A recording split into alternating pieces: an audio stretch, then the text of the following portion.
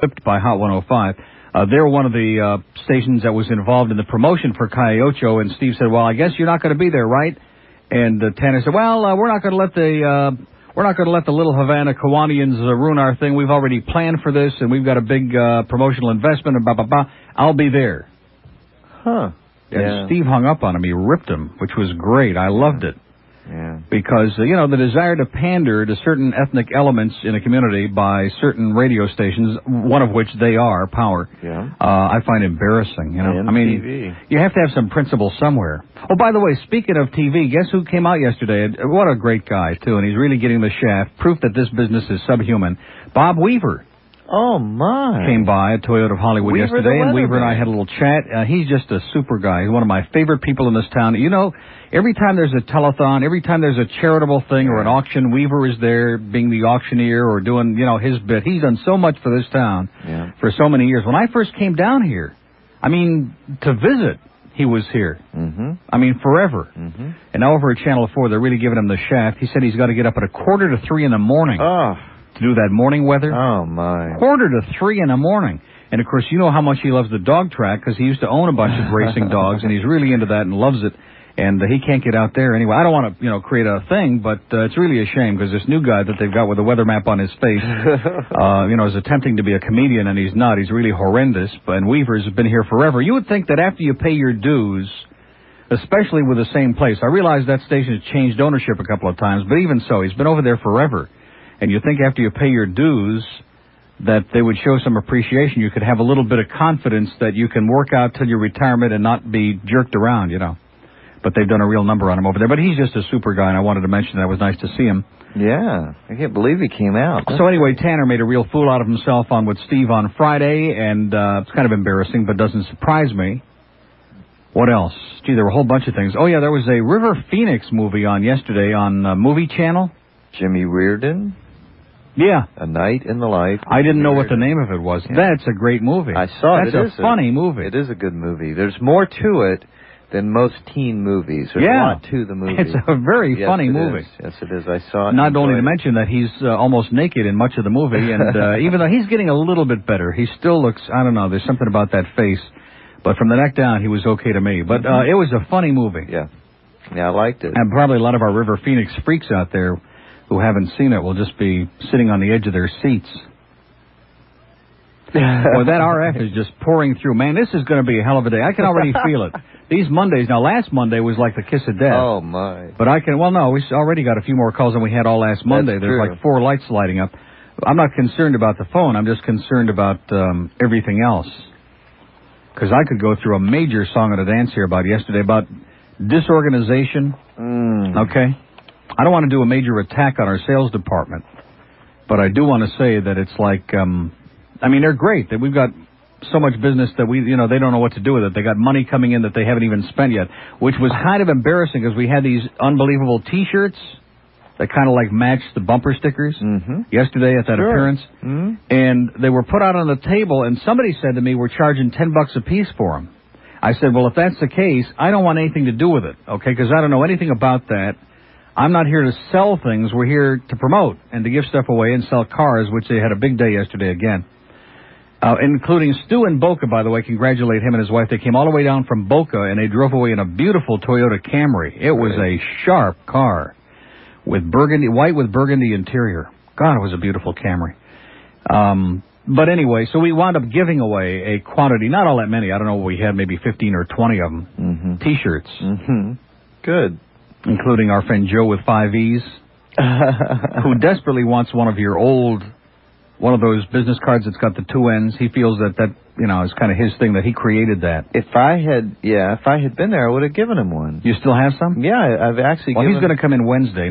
Don't panic now. He's not coming on our show. He's bringing Steve a poster of some movie or something. I'll give him one then, yeah. So he's coming in Wednesday. I have given a couple of those out. People are just amazed, Anyway, it's 10:14 at WIOD. I have a lot of other kind of things to catch up on here, including our sales department. I don't want to beat up on them too bad because, like I said, they've done a great job, but they are so incoherent and so spacey, man. They haven't got any idea what planet they're on. In fact, we should have put our sales department on the space shuttle, because wherever it winds up in outer space, they would fit in. Yeah, they would fit in immediately. Yeah, he knows what you're talking about. Yeah, Mike can relate to it. He's gone through the same, well, a lot longer than we have. Traumatic tribulations with our account executives. Yeah.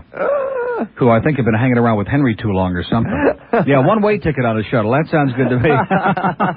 We'll kind of leave them out there on the substation. Anyway, speaking of subs, how about heading for Charhut? They don't have any subs over there.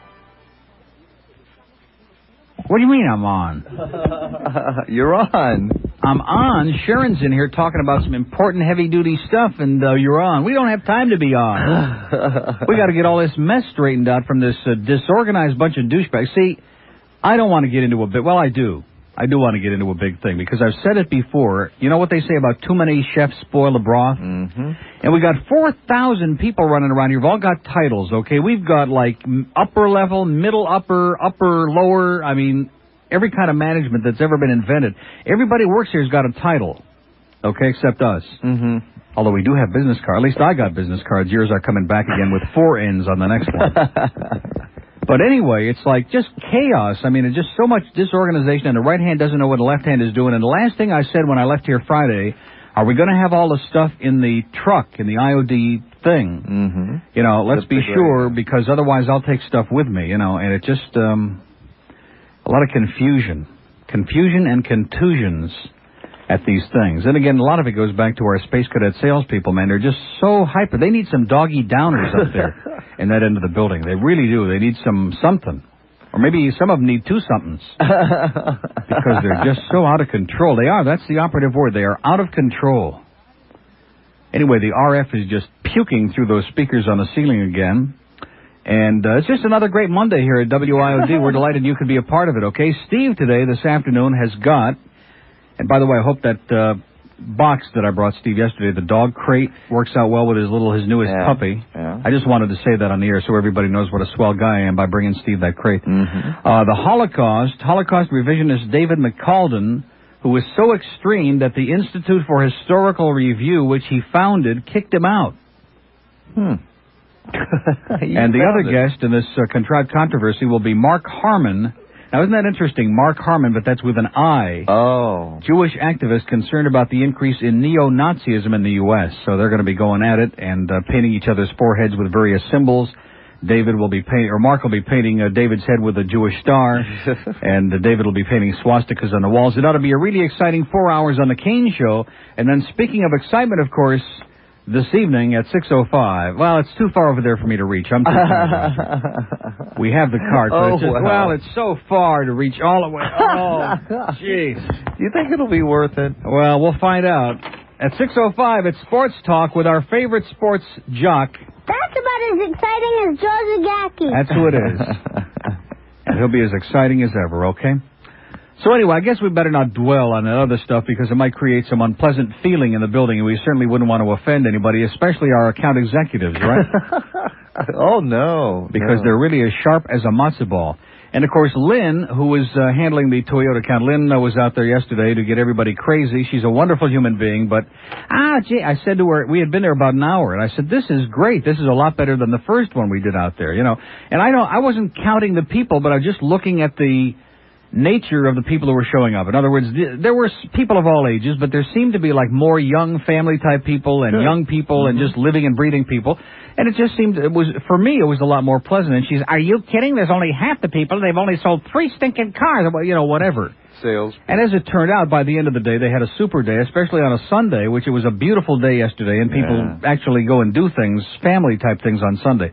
But they did have a great day, and she admitted that. You were a witness in here this morning. But, you know, as the thing is going on, she's giving you agita of, you know, somewhat like, what am I supposed to do? And, of course, we get out there. We had no idea what time the cut-ins on the log, you know, the log was another story.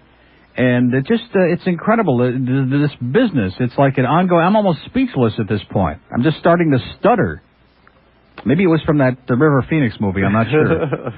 And speaking of Mark Harmon, I want to thank, first of all, happy anniversary. A little belated Stan and Lori Major on Friday celebrated their first anniversary, so we wish them the best. Right. And Stan, last evening, brought over the Bundy, the 2-part what is it, Deliberate Stranger? Yeah. Which I watched again last night, and after having seen the movie, I discovered two things. A, I appreciated the movie that much more, and B, I realized how the movie really sucked, okay? It was very, very superficial. I see. Well, it's very superficial. TV movie. And the last part, which to us in Florida is more significant. I mean, granted, he evidently killed hundreds of girls all over the country, but the Chi Omega murders and the girl up in Lakeland, I keep forgetting her name. Lake City, yeah. In Lake City. What is her name? I don't remember. Boy, that... Well, anyway, the 12-year-old girl. That it was like they were running out of time in the end of the second part of the movie. So they just everything was like on Knots Landing. You know how Knots Landing is directed? We've talked about that before, about how they go from one scene to another thing real fast. And that's intentional on Knots Landing. That's just part of the way the show is done. But that's how this movie was done, the Bundy thing. And it was really sucked. Because they just kind of gave a lick and a schmear with this other stuff. And about how he was caught in the van. He had this van with a stolen license plate. Right. And Judge Cowart came off like a real yahoo in there. It was just, Bundy was making his closing remarks there, defending himself.